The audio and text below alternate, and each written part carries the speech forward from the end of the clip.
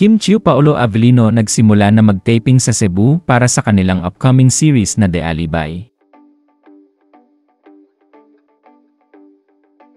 Super fresh ni Chinita Princess Kim Chiu sa kanyang look bilang Stella Marie sa kanilang ginagawang serye ni Paolo Avellino na The Alibay.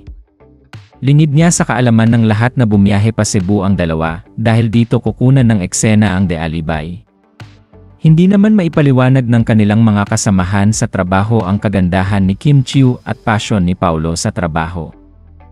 Ayon kay Carlina Merce, producer ng The Alibay, sanay naman ako makita si Chinita Princess. Pero iba today. Bagong gising. Grabe sa ganda. Ang ganda niya sa umaga. Yung ang kinis. Ang ganda talaga. Good morning. Ayon naman kay Jojo Sagin, isa sa direktor ng The Alibay. Good morning world. Thank you V for today and lifting you up our first taping day for The Alibay. Guide us and bless us with good weather. Salamat sa mainit niyong pag-welcome Cebu. Ayon naman kay Eric John Salud. Grabe yung paghahanda ni na Directs ng Reyes at Jojo Sagin.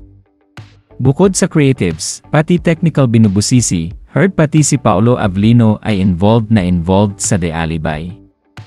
Si Kim Chiu kinakareer ang si Stella Marie. Nasa Cebu sila ngayon,